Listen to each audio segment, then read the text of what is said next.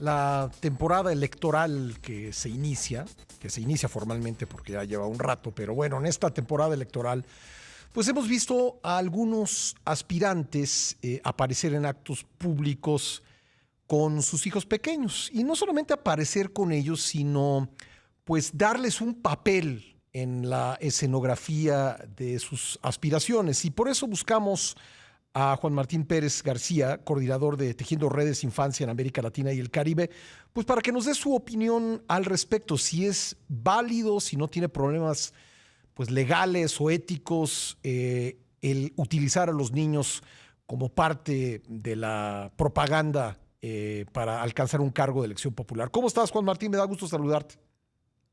Un placer, gracias por la oportunidad para conversar contigo. Primero, lo primero que te preguntaría, ¿es un tema? Sí, claro, claro que lo debe ser. Ya de hecho hay que recordar, Pascal, que varios aspirantes en su momento de Movimiento Ciudadano fueron en 2020, en el marco de las elecciones de 2021, fueron señalados y multados por el Instituto Nacional Electoral, porque después de que en 2018 Movimiento Ciudadano impulsó con fuerza la estrategia de explotar la imagen de niños particularmente indígenas, trabajamos con el Instituto Nacional Electoral, logramos lineamientos que fueron incumplidos nuevamente por Movimiento Ciudadano en el 2021. Hay que destacar que no solo Movimiento Ciudadano, eso fue prioritariamente ellos, pero también otros partidos.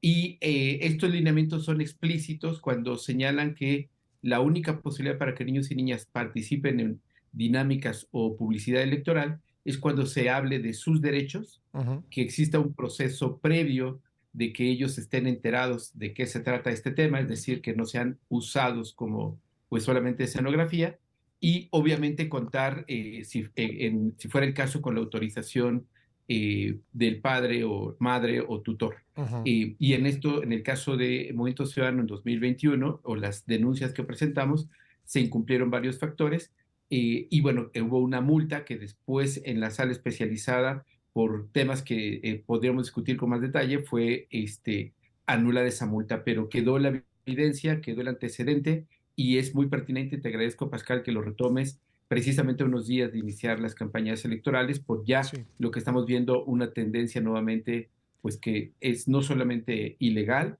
sino muy, muy fuera del enfoque de derechos humanos de niños y niñas. Ahora, basta que el padre de los niños eh, acceda a que sean utilizados en campaña para que esto pues no se convierta en algo ilegal o aún con el permiso de los padres es algo ilegal.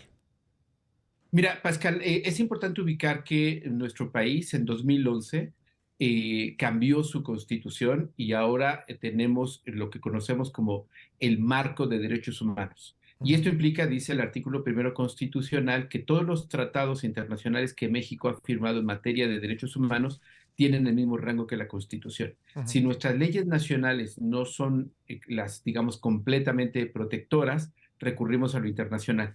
Esto le llamamos control de convencionalidad difuso. Voy a lo siguiente. En nuestro país, la firma del papá o la mamá podría permitir que un niño o una niña participe en un spot electoral.